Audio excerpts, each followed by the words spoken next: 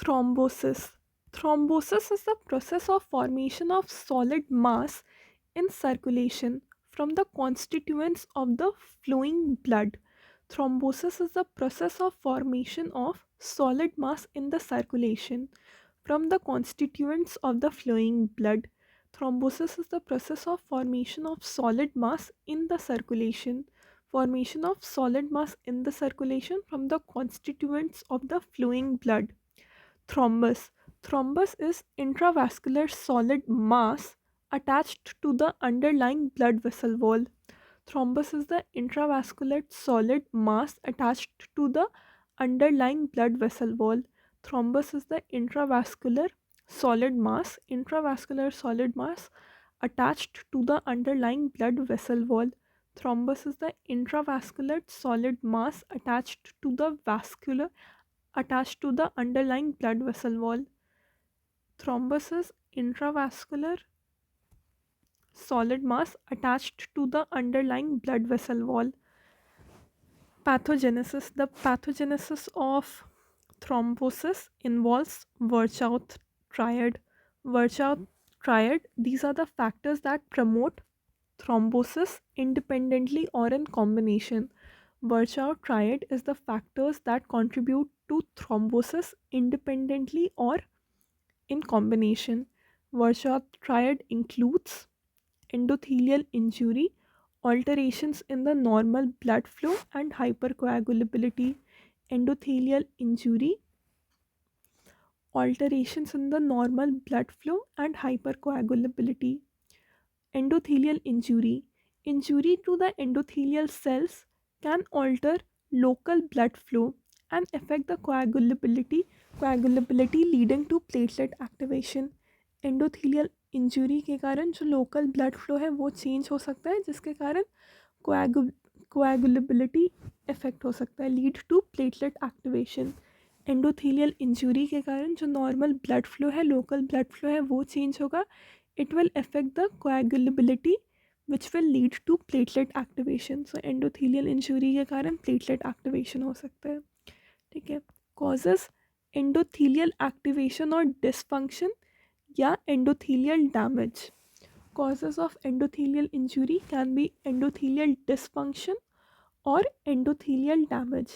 Endothelial activation or dysfunction can be because of hypertension, smoking, hypercholesterolemia, homocystinemia. 3H है: hypertension, hypercholesterolemia and homocystinemia. Hypertension, hypercholesterolemia, होमोसिस्टिनीमिया और smoking के कारण endothelial activation और dysfunction हो सकता है. Endothelial damage can be because of myocardial infection, atherosclerosis and vascular injury. Myocardial infection, atherosclerosis और vascular injury के कारण एंडोथीलियल डैमेज हो सकता है. तो एंडोथीलियल इंजरी के कारण ब्लड फ्लो इफेक्ट होगा, उसके कारण कोएगुलेबिलिटी इफेक्ट होगा, जिसके कारण प्लेटलेट एक्टिवेशन हो सकता है. इसका 2 कॉज हो सकता है, या तो एंडोथीलियल एक्टिवेशन और डिसफंक्शन जो कि हाइपरटेंशन, हाइपरकोलेस्ट्रोलीमिया, होमोसिस्टिनीमिया और स्मोकिंग के कारण हो सकता है. एंडोथीलियल इंजरी या damage myocardial infection, vascular injury या एथेरोस्क्लेरोसिस के कारण हो सकता है. दूसरा रीज़न है alteration in the normal blood flow. Abnormal blood flow, that is stasis or turbulence, in turn can cause endothelial injury. Abnormal blood flow या तो stasis के कारण या turbulence के कारण endothelial injury हो सकता है, उसके कारण coagulability effect होगा, and this will disrupt the laminar flow leading to endothelial activation. So stasis या turbulence के कारण endothelial injury होगा, जिसके कारण कोएगुलेबिलिटी इफेक्ट होगा, उसके कारण जो लामिनार फ्लो है वो डिसरप्ट होगा और एंडोथीलियल एक्टिवेशन होगा. तो stasis can be because of aneurysms, hyper viscosity and sickle cell disease. Sickle cell disease, hyper viscosity और एन्यूरिज्म के कारण स्टेसिस हो सकता है. Turbulence can be because of atherosclerosis. तो एथेरोस्क्लेरोसिस के कारण एंडोथेलियल डैमेज भी हो रहा था और एथेरोस्क्लेरोसिस के कारण टर्बुलेंस भी हो सकता है। एन्यूरिज्म, सिकल सेल डिजीज और हाइपर विस्कोसिटी के कारण स्टैसिस होगा। Stasis can be because of aneurysm, aneurysm, hyper viscosity और sickle cell disease.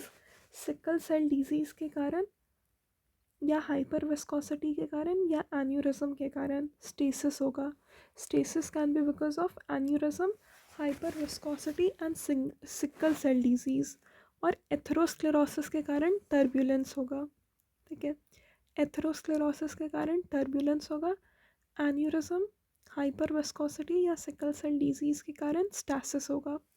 Hyper कोएगुलेबिलिटी, abnormally high tendency of the blood to clot caused by alteration in the coagulation factor। coagulation factors में alterations के कारण जो blood का tendency है clot करने का वो high हो जाएगा। hypercoagulability is the abnormally high tendency of the blood to form clot, and this is because the alterations in the coagulation factors। coagulation factors के कारण कोगुलेशन फैक्टर्स में ऑल्टरेशन के कारण हाइपर कोएगुलेबिलिटी होता है। इट कैन बी प्राइमरी और secondary. Primary means genetic, can be because of factor 5 mutation और known as factor 5 Leiden, factor 5 mutation और प्रोथ्रोम्बिन म्यूटेशन। फैक्टर 5 म्यूटेशन और प्रोथ्रोम्बिन म्यूटेशन के कारण हाइपर कोएगुलेबिलिटी हो सकता है। फैक्टर 5 म्यूटेशन, फैक्टर 5 लीडन या प्रोथ्रोम्बिन म्यूटेशन के कारण हाइपर कोएगुलेबिलिटी हो सकता है। सेकेंडरी या acquired causes are immobilization, myocardial infection, cancer, tissue injury, antiphospholipid antibody syndrome. Immobilization, myocardial infection, myocardial infection के कारण, इमोबिलाइजेशन के कारण, tissue injury, cancer, antiphospholipid antibody syndrome के कारण हाइपर कोएगुलेबिलिटी हो सकता है। Secondary causes of hypercoagulability are tissue injury, cancer, myocardial infection, immobilization and antiphospholipid antibody syndrome. ठीक है, तो वर्चाउ ट्रायड क्या होता है? These are the factors that will promote thrombosis independently और इन कॉम्बिनेशन। एंडोथेलियल इंजरी, ठीक है, इसका दो कॉज हो सकता है, या तो एंडोथेलियल एक्टिवेशन या डिसफंक्शन, हाइपरटेंशन, हाइपरकोलेस्ट्रोलीमिया, होमोसिस्टेमीमिया या स्मोकिंग के कारण एंडोथेलियल एक्टिवेशन और डिसफंक्शन होगा। Endothelial damage can be because of atherosclerosis, myocardial infection and vascular injury. दूसरा है alteration in the normal blood flow, stasis या टर्बुलेंस। एथेरोस्क्लेरोसिस के कारण टर्बुलेंस होगा। Sickle cell disease, hyper viscosity और एन्यूरिज्म के कारण स्टेसिस होगा। स्टेसिस होता है एन्यूरिज्म, हाइपर विस्कोसिटी और सिकल सेल डिजीज़ के कारण। हाइपर कोएगुलेबिलिटी का कॉज होगा या तो प्राइमरी या सेकेंडरी। प्राइमरी मतलब genetic, that can be because of factor 5 mutation या prothrombin mutation. Secondary causes of hypercoagulability includes myocardial infarction, immobilization, cancer, tissue injury या antiphospholipid antibody syndrome।